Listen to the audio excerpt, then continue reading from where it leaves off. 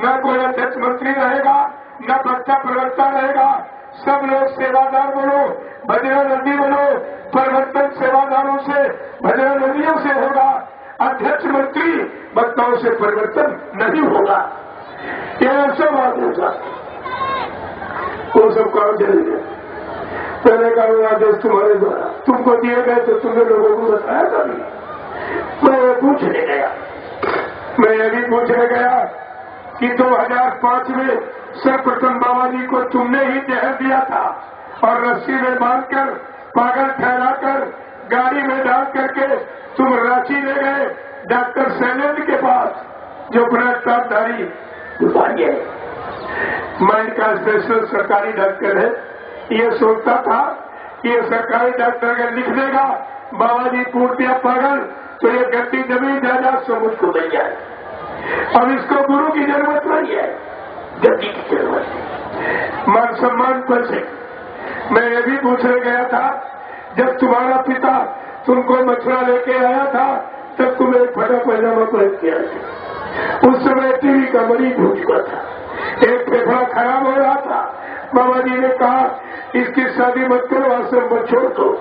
तब से आश्रम पर ये रह रहे और बाबा जी बराबर इनको वीआईपी व्यवस्था में, वीआईपी भोजन, वीआईपी गाड़ी, वीआईपी व्यवस्था में रख रहे। और हिंदुस्तान का कैसे बना के रखा? मैं ये पूछने गया तेरे को क्या कमी थी जो तूने गुरु के असर गुरु के लिए कर दिया? जिस गुरु ने तुमको 3 बार जीवन दान दिया, बाबा जी ने 3 बार जीवन दान उसको दिया। टीवी बड़ी कितने दिन चलता है? 3 बार जीवन दान तुमको जिस गुरु ने दिया है, आज उस गुरु को जीवन हर की बात कर रहे हो। तुमको शर्म नहीं आती? पहले भी प्रेमियों, मैं ये भी पूछने गया कि जब तुम्हारे बीवी बच्चा नहीं है, कोई है नहीं, तो जो उज्जैन में जमीन खरीद रहे, किसके नाम खरीद रहे हो? ये सारी हकीकत तुम्हारे सामने खुल के आ जाएगी। ये मैं केवल अभी इशारे में कहना चाहता हूँ, अगर सारी हकीकत आश्रम की खोल दूं कि इन लोगों ने बाबा जी को बांध के आश्रम में वो सजा दी है जो कुख्यात डकैत और चोर को भी नहीं मिलती है। अगर प्रेमी हमारा सुन लेगा, इसका हार्ट अटैक हो जाएगा। ये गुरु का अपमान नहीं सह सकता है। इसलिए मैं उस बात को नहीं कहना चाहता हूँ, उतना इशारा करूंगा जिसमें आप जाग जाओ, अपनी जगह खड़े हो जाओ, सुबह ध्यान भजन करने लगो और सेवा में लग जाओ, तुम्हारा असली काम शुरू हो जाए। ये सब चीजें आपको ध्यान में रखनी चाहिए। जिसने गुरु के आदेश को खुद नहीं माना, झटके उतार के चाट बोरा फेंक दिया। और मतलब अभी क्या उनसे पूछो, हमको तो नहीं मिले वो, और 16 तारीख को कामना लेके बोलते हमें नहीं मिले, मैं उज्जैन गया था, 4 घंटे का संदेश देके आया था वहां से। ठीक है, कोई बात नहीं, जब कभी फंसोगे तब मिलोगे, जाओगे काम मत देखो। अब वो इधर उधर मतलब यानी इतने कार्यक्रम हिंदुस्तान में मैंने फैला दिए हैं, सब जगह सारी चर्चा फैल गई और ये हरिद्वार एक विस्फोटक बन जाएगा। यहाँ से सारे हिंदुस्तान में विस्फोट हो जाएगा। ये काफिला छोटी मोटी चीज लेके नहीं आया है, आपको ये सब विचार करके रखना चाहिए ये चीजें। और इसको और देखिए, तुम्हारी नजरों के सामने है, इधर तक तो प्रेमियों कौन पहचान पाया? बाबा जी को कोई पहचान पाया? मैं एक चीज आपको बताना चाहता हूं और आपसे पूछना चाहता हूं, आप सच बताना, आप बाल बच्चेदार हो, आप लोगों ने नाम गुरु महाराज से लिया है या किसी चेले से लिया है? गुरु महाराज से। लोगों जोर से बोलिए, ये पेड़ पौधे गवाही है, ये धार्मिक भूमि गवाही है। आप लोगों ने नाम गुरु महाराज से लिया या किसी चेले से लिया है? आपका हाथ गुरु महाराज ने पकड़ा या किसी चेले ने पकड़ा है? आपकी जीवात्मा को जगाने का, परमात्मा से मिलाने का, निज धाम निज लोग पहुंचाने का वादा ये गुरु महाराज ने किया या किसी चेले ने किया? फिर तुम क्या कर रहे हो? कहाँ पर ये काम तो कोरा कोई कर ही सकता है। विचार कर लिया तो मैं तो आपसे पूछने आया, जानता तो सब लेकिन बताऊंगा। अभी उतना इशारा करूंगा जितनी जिसकी जरूरत है। धीरे धीरे जाग जाओगे, खड़े हो जाओगे और देर में थोड़ी लोग पक जाते हैं। देर का मतलब पकाया जा रहा। अभी इसमें भी चटनी होगी। जो जरा सा स्वार्थ लोग लेके आए वो ठीक नहीं पाएंगे। ये तो दरबार ऐसा है। तो आप कभी ऐसा न करें और इसको हमेशा याद रखना, किसी ने पहचाना नहीं पाए। जबकि मैं एक छोटा सा प्रमाण बताऊंगा। राम 16 कला से आए, कृष्ण 64 कला से आए और सदगुरु दयाल असंख्यों कलाओं से आया हुआ, जिसकी कोई गिनती नहीं। एक राम का छोटा सा भक्त हनुमान, वो एक बार में 3 रूप बनाना जानता था। क्या लिखा है? सूक्ष्म रूप धर सिए दिखावा, विकट रूप धर रंग जलावा, और भीम रूप धर असुर संहारे, और रामचंद्र के काल समाए। एक छोटा सा दास राम का वो 3 रूप बना लिया। जो असंख्यों कलाओं से आया है वो कितने रूप बनाएगा, कैसे काम करेगा, कैसे कैसे प्रेमियों पर काला का बच्चा, किसी के सर पर भूत, किसी के सर पर देवता बैठा के, अरे हम तो काम कराएंगे लेकिन तुम भजन करते रहना। आपको भजन करने का आदेश था, आपने वो भी छोड़ दिया, बखेड़े में पड़ गए। जहां भक्के में हुआ क्या मिलने वाला? जो खुदे तुमसे भीख मांग रहा, सेवा दो सेवा दो, ये सामान दो वो सामान दो, गाय के लिए भूसा दो चारा दो, जो इतना छोटा भिखारी भूसे चारे वाला वो तुम्हारी जीवात्मा जगाएगा, परमात्मा से मिलाएगा। तुम इतनी भी बात नहीं समझ पाए हो कि भिखारी को दे सकता है, अगर उसके पास दे वो तुमसे क्यों मांगे। और वो कह रहा गुरु जी हमको इतना पावर दे गए हैं, और कितनी बड़ी फोर्स लेके चलता है, इतना डरता है, जबकि लिखा है गुरु भक्त को 3 लोक भय रहे। गुरु के सच्चे भक्त को 3 लोग तो कोई बर्बाद नहीं कर सकता। यह सब तुम्हारे सामने है, देखिए उसको और समझिए। मैं तो केवल इशारे कर सकता हूं, और उनसे भी मैं प्रार्थना कर रहा हूं दोनों से, अभी तुम वापिस लौट आओ, भजन करने लगो। गुरु दयालु है, माफ कर देंगे, लेकिन तुम दोनों लोगों ने अपनी स्वार्थपरता का नाटक अगर बंद न किया तो गुरु तो दयालु है, लेकिन जो सामने बैठे हैं ये दयालु नहीं है। जिस दिन इनको सच्चाई का पता चल जाएगा, ये तुम्हारी नसों से अपना एक पैसा सेवा का वसूल कर लेंगे। ये कोई छोड़ने वाले नहीं है, लेकिन इनको भी जानकारी नहीं, धीरे धीरे वही जाए। मैं कितनी बार इस भूमि पर आया है, द्वार कभी 100 आदमी, कोई 50 में। लोग कहते नहीं आनंद नहीं। एक बीज संत बीज नीच के रूप में तो संत का संत बीज मिलसे नहीं, आए पड़े जो झोल, और कंचन एक पिस्ता गिरे घटनता को बोल। संत बीज कभी नष्ट नहीं होता है। एक दाना बोते हो, हजारों दाने पैदा हो जाते, 1000 बो तो लाखों दाने। ऐसे ये संत बीज है, ये सब पड़ा हुआ हिंदुस्तान की धरती पर। धीरे धीरे जब इसको अनुकूल माहौल, वातावरण, परिस्थितियां मिल जाएगी, इन सब में अंकुरण हो जाएगा। सब एक दिन पौधे का रूप ले लेंगे, और पौधा जब छाया और फल देने के काबिल हो जाता तो सबकी निगाह पौधे पर हो जाती। इसके पहले किसी की निगाह नहीं जाती। सब अपना अपना लाभ देखते हैं। प्रेमियों, किसी ने पहचाना बाबा जी को। सर्वप्रथम मैं कई लोगों की पहचान आपके सामने रखना चाहता। बाबा जी को किसने पहचाना?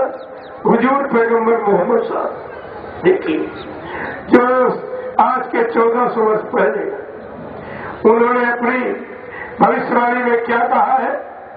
14वीं हिजरी के अंत में खुदा का पैगाम लेकर एक फकीर जमीन पर उतरेगा, जिसका लिहाज सफेद वेशभूषा होगी।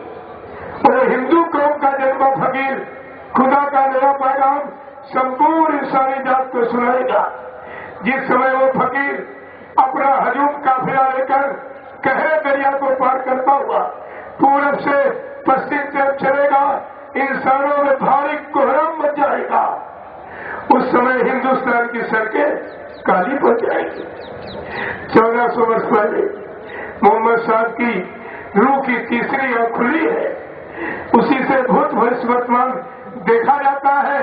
और जिसीलिए गुरु ने तुमको दान दिया कि जल्दी से अपनी तीसरी आंख खोल लो और हमको पहचान लो, क्योंकि गुरु की पहचान इन आंखों से नहीं हो सकती। गुरु आत्मा का विषय है, आत्मा की दिव्य आंख का विषय है, गुरुवाणी आत्मा के दिव्य कान का विषय है। लेकिन इसीलिए तुमको दान दिया गया कि जल्दी से मेरे सामने बच्चा मेहनत करके जगा लो, सब समझ लो, जान लो, तुम्हें कोई शंका में नहीं डाल सकता। लेकिन तुमने कोई काम नहीं किया।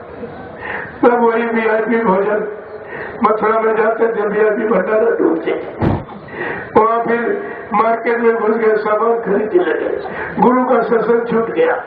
घर आए, ऐसे आते जाने में समय चला गया, तुम्हारी समझ में कुछ नहीं आया। अरे सत्संग में आए हो, कुछ तपस्या कर दो, छोटी मोटी तपस्या, कुछ नहीं खास है। मैदान में पड़े हो, जब यहाँ पड़े रहोगे गुरु की शरण में, तो फिर यहाँ कोई नुकसान होने वाला नहीं तुम्हारा, जो तुम समझो कोई नुकसान हो जाएगा, ऐसा कुछ नहीं। यहाँ कोई बीमारी नहीं, कोई नुकसान आपका होने वाला नहीं। बशर्ते अरे कुछ तपस्या कर लो। यार अभी तुम्हें ये भोजन वो भोजन उस भंडारे का ठीक नहीं बना उसका, अरे भोजन तो भोजन ही है, ये प्रसाद को ठुकराते हो। तुम्हें नहीं मालूम है प्रसाद कैसे सदगुरु दयाल दया कृपा करके प्रसाद बना देते, तुम्हारी तमाम बीमारी लड़ाई झगड़ों में काम आता है।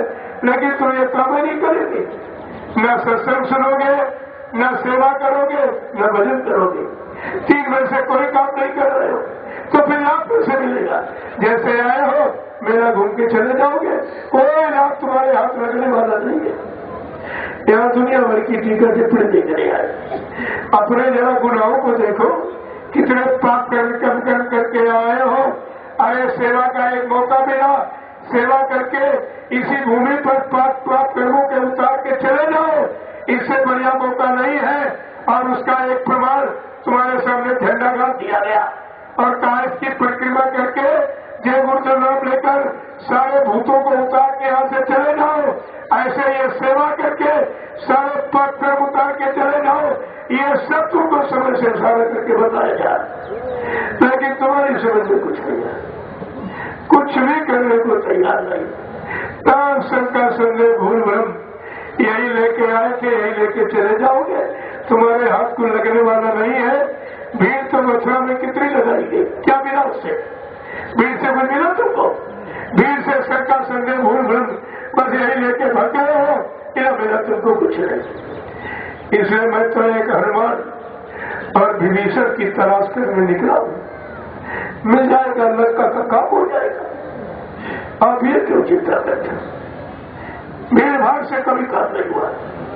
तो मोहम्मद साहब ने पहचाना, कहा कि जब वो फकीर हिंदू कौम का जन्मा खुदा का पैगाम लेकर एक हजूम काफिला लेके निकलेगा, कहरे दरिया को पार करता हुआ, हिंदी में सरजू नदी कहते, इसको पार करता हुआ जब पूरब से पश्चिम तरफ चलेगा, इंसानों में भारी कोहराम उठ जाएगा। उस समय हिंदुस्तान की सड़कें काली पड़ जाएगी। जो भी फकीर का दर्शन करेगा अपने गुनाहों की माफी मांगेगा। चीते जी इन्हीं नजरों के द्वारा खुदा का दीदार पाएगा। अगर तुमने शंका की, भूल भ्रम में चले गए, तो फिर यानी मोहम्मद साहब के कयामत आ जाएगी। उनके वचनों पर विश्वास न किया, उन पर विश्वास न किया तो कयामत आ जाएगी। कयामत का इशारा किया। तो पहली पहचान। दूसरी पहचान कबीर साहब ने दी है। जब उनका समय पूरा हो गया, चुपके से यहां से कोई नहीं गया, सारे शिष्यों को बुला के बैठाला और कहा, भाई मेरी एक इच्छा है कि मैं इस चोले को बदलना चाहता हूं। ये कवर जीवात्मा का खोल शरीर बुढ़ा हो, मैं इसे बदलना चाहता हूँ। तो उनके प्रिय शिष्य धर्मदास जी थे, उन्होंने कहा साहब हमको तो इसी शरीर की पहचान, आप बदलोगे हम कैसे पहचानेंगे? कहा लिख लो मेरी पहचान। कबीर साहब बोलते गए, धर्मदास जी लिखते गए कि हंसा घबराइयो मत, हम फिर आवेंगे, काशी धाम मुक्ति का नाता का हम यज्ञ करावेंगे। कहा मेरे आने की जानकारी पहचान ले लो, मैं आपकी बात जब आ जाऊं तो मेरा पहला काम काशी में साकेत महायज्ञ कराऊंगा।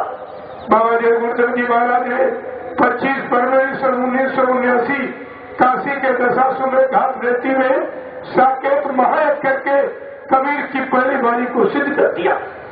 प्रेमियों वही कबीर वही सतनामा, सब संतों की एक ही पहचान, उसमें कोई अंतर नहीं होता। सत्पुरुष नर्तन धर के आते हैं, केवल काया बदल जाती है, अनुभव वही रहता है, वो चीज कुछ नहीं बदलती। तो धर्मदास जी बीच बीच में पूछते जाते हैं कि साहब हम कैसे पहचानेंगे, कैसे आप लोगों को बताओगे? कहा लिखो 4 वर्ण 36 जात हम घर घर अलग जगावेंगे, यानी हिंदू मुसलमान सिख ईसाई ब्राह्मण क्षत्रिय वैश्य जैन चारों धर्मों में चारों वर्णों में मेरा संदेश जाएगा।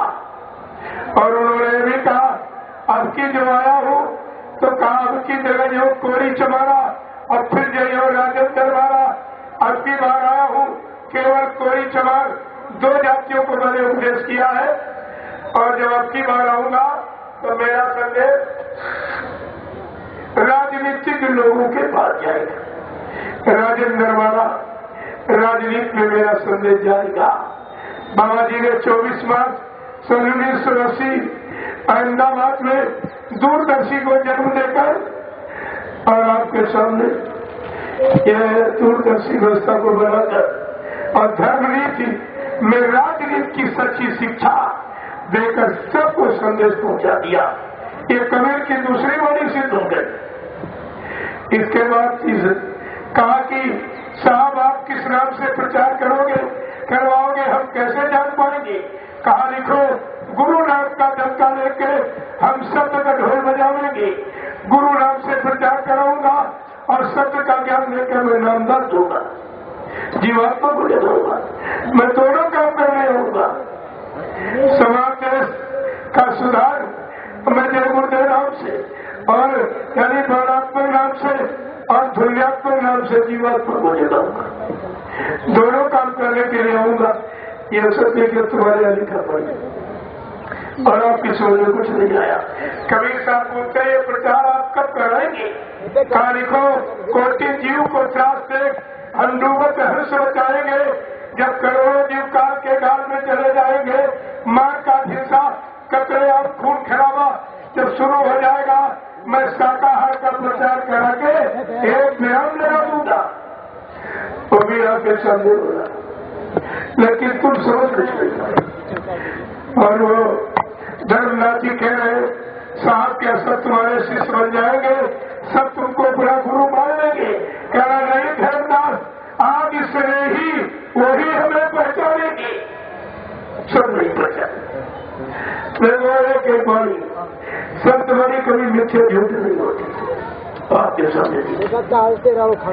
तीसरा परिचय संत गोस्वामी जी महाराज ने रामचरित मानस में दिया। कहा जब कलयुग में गुरु को भूल जाएंगे, संतों को भूल जाएंगे, सदगुरुओं को भूल जाएंगे, तब परम सदगुरु सच्चा सतलोक निवासी मालिक रूहों पर रहम करने के लिए खुद आएगा। मालिक स्वतः आएगा तो मालिक को किसी से परामर्श नहीं तुम्हारे सामने फैलाएंगे, ऐसे नहीं। अब मालिक आएगा तब सरेआम आवाज लगाएगा, कौन सी हमदर्दी लेके आएगा?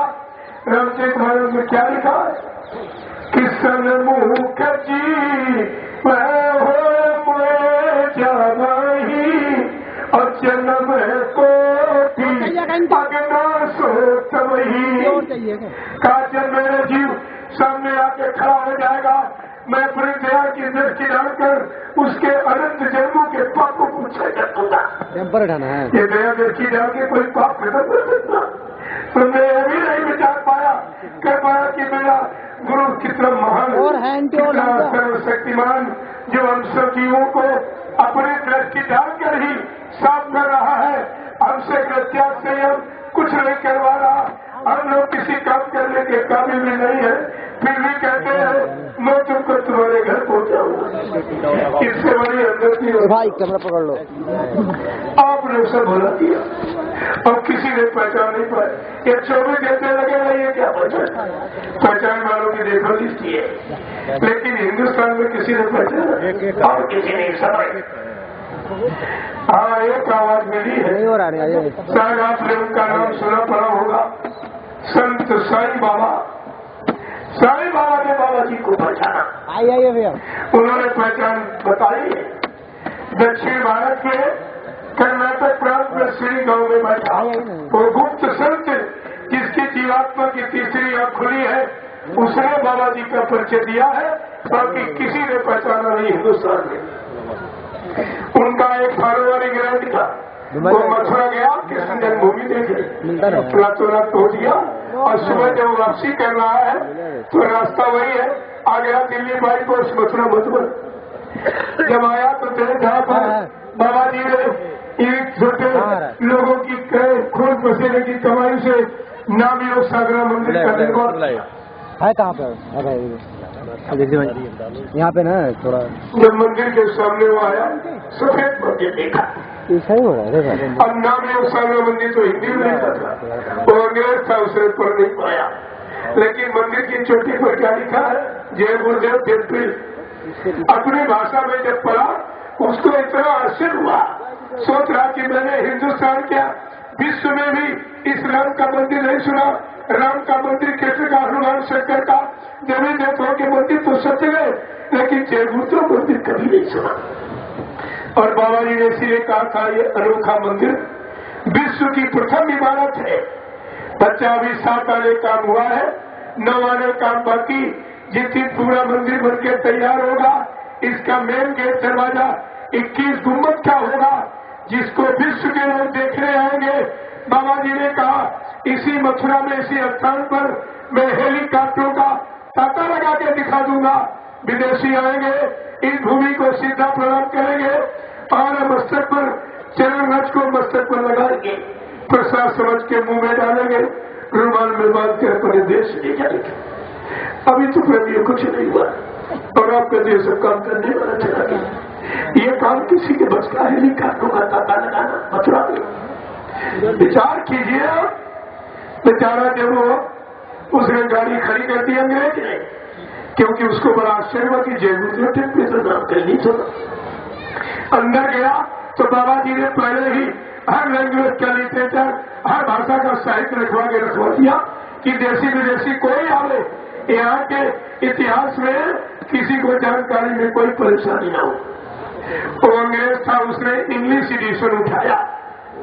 जैसे पहला पृष्ठ खोला तो पहला साइंस ऑफ सोल और आश्चर्य की दूसरी सीमा टूट गई कि विश्व क्या में जितने वैज्ञानिक हुए सबने शरीर के विज्ञान की बात की है। ये संत महात्मा कैसा है जो आत्मा के विज्ञान की बात कह रहा कि साइंस ऑफ सोल और सोल को मिलाने वाला, गॉड से मिलाने वाला, यानी यहीं पर बैठा हुआ समृद्ध गुरु। उसके आश्चर्य की दूसरी सीमा टूट गई। जब अपने गुरु साईं बाबा के पास पहुंचा तब उसने कहा मैं मथुरा से वापसी कर रहा था, अनोखा मंदिर जय गुरुदेव टेम्पल, और अंदर गया तो साइंस ऑफ सोल, आत्मा का विज्ञान, ये अनोखा पुरुष कौन है? आपने गुरु जी कभी बताया क्यों नहीं? इनके बारे में कोई चर्चा नहीं आती कि जय गुरुदेव नाम की बात मानो। साईं बाबा बड़ी देर सोचते रहे कि ये अंग्रेज है, हिंदी तो समझेगा नहीं, चलो इसकी भाषा में इसको समझा दे। बड़ा आग्रह कर रहा है तो साईं बाबा ने क्या परिचय दिया बाबा जी का उस अंग्रेज को? कहा I can not say anything about Baba Jai Gurudev. कहा मैं इनके बारे में कुछ नहीं कह सकता, मैं बाबा जय गुरुदेव के बारे में कुछ नहीं कह सकता। I can not say anything about Baba Jai Gurudev, I have my limitation so I can not cross. मेरे बोलने की, काम करने की एक सीमा है, सीमा के बाहर न कुछ बता सकता न कुछ मैं कर सकता। लेकिन Baba Jai Gurudev ji almighty, all powerful, he is not limitation. वो सर्वशक्तिमान है, सर्व समर्थ है, असीम पुरुष है, जो चाहे सो कर सकते हैं, उनकी कोई सीमा नहीं। प्रेमियों ये है पहचानने वाले। और ये 24 घंटे जो लगे गए, ये रुपया पैसा जमीन जायदाद इसी में रह गए और आध्यात्मिक दौलत का खजाना लेके जो महापुरुष आया उससे वंचित रह गए। इनकी समझ में कुछ नहीं आया। इसलिए आपको ये सब जानकारी रखनी चाहिए। संत महापुरुषों का आगमन भारत भूमि में किसलिए होता है? संत आए हैं दया बरसाने, मगर इन्हें कोई कोई पहचाने। संत आए हैं दया बरसाने, मगर इन्हें कोई कोई पहचाने। स्वामी आए हैं दया बरसाने, मगर इन्हें कोई कोई जाने। स्वामी आए हैं दया बरसाने, मगर इन्हें कोई कोई जाने। जब जब होवे धर्म की हानि, जब जब होवे धर्म की हानि। बार है असुर अधम अभिमानी। पाए असुर अधम अभिमानी। आज लेकर मनुज रूप आने, मगर इन्हें कोई कोई पहचाने। आज लेकर मनुज रूप आने, मगर इन्हें कोई कोई पहचाने। सतगुरु आए हैं दया बरसाने, मगर इन्हें कोई कोई जाने। सतगुरु आए हैं दया बरसाने, मगर इन्हें कोई कोई जाने। हिंदू हो या मुसलमान, सिख हो ईसाई, हिंदू हो या मुसलमान, सिख हो ईसाई। ये आपस की भेदभाव फूट को मिटाई। आपस की भेदभाव फूट को मिटाई। आए हैं सबको गले से लगाने, मगर इन्हें कोई कोई पहचाने। आए हैं सबको गले से लगाने, मगर इन्हें कोई कोई पहचाने। स्वामी आए हैं दया बरसाने, मगर इन्हें कोई कोई जाने। स्वामी आए हैं दया बरसाने, मगर इन्हें कोई कोई जाने। नाम दान की लूट मचाई, नाम दान की लूट मचाई। ये पहला लक्षण है। आज तक इस धरती पर कबीर से लेकर जितने संत महापुरुष आए, इनके पास कोई गया और सेवा भाव को देखा तो कान में नामदान दे दिया, लेकिन लाउड स्पीकर लगाकर इस सृष्टि में किसी ने नामदान नहीं दिया है। जो संपूर्ण सृष्टि को नामदान दे रहा, सुना रहा, वो समय का कितना बड़ा महापुरुष है। तुम्हारी ये समझ में नहीं आया कुछ कि नामदान की लूट मचाई। नाम दान की लूट मचाई। और निज घर जाने की राह बताई। निज घर जाने की राह बताई। आए हैं सबको बुलाने, मगर इन्हें कोई कोई पहचाने। आए हैं सबको बुलाने, मगर इन्हें कोई कोई पहचाने।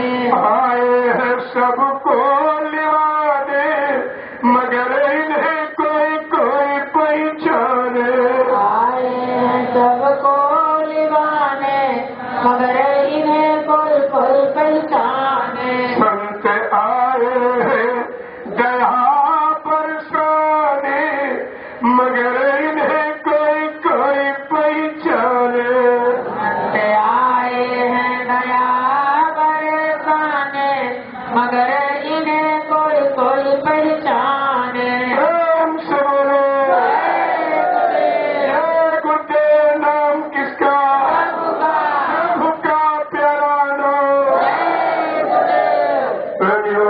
लगभग समय हो गया, पता नहीं चला 3 घंटे निकल गए और मैंने भी कुछ नहीं कहा।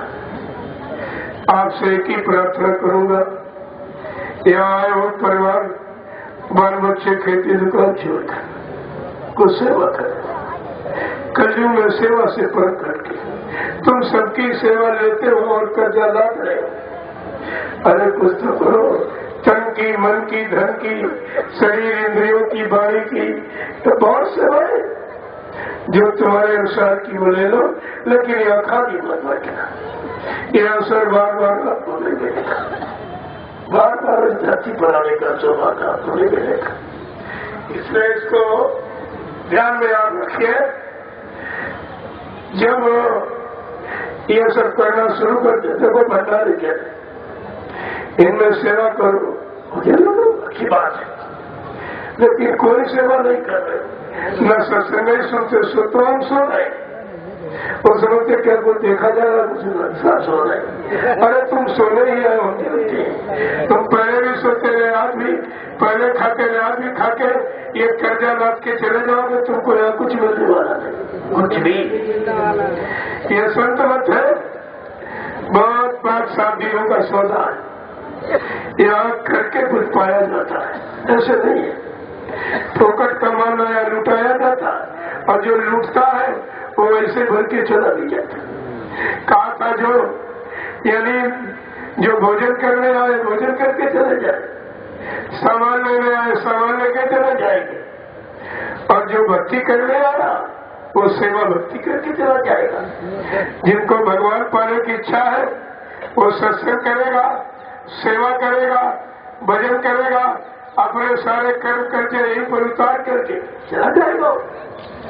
लेकिन तुम ये समझो यार कोई मेहमानी करने आए हैं, तो ये संत मत मेहमानी नहीं, मेहमानी करोगे एकदम लद जाओगे, लद कभी उतर नहीं पाओगे। इतना कर्जा तुम्हारे पर सेवाओं का लग जाएगा, तमाम जन्म में बैल घोड़ा खच्चर गधा बन के ये सब कर्जा तुमको चुकाना पड़ेगा।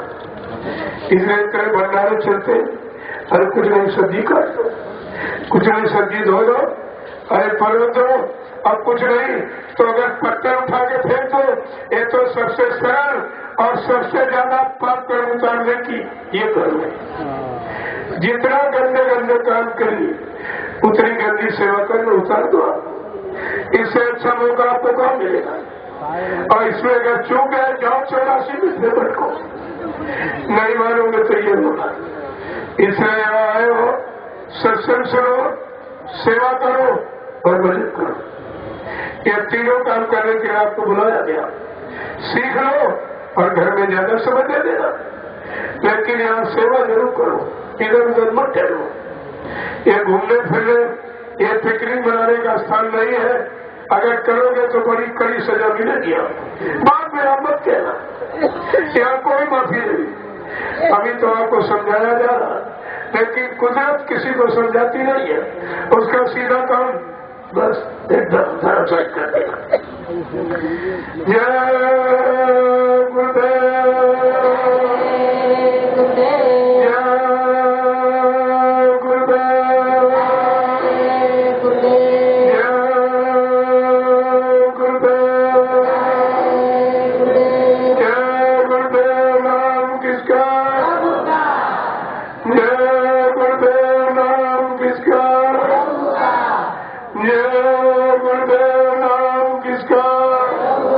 प्रभु का प्यारा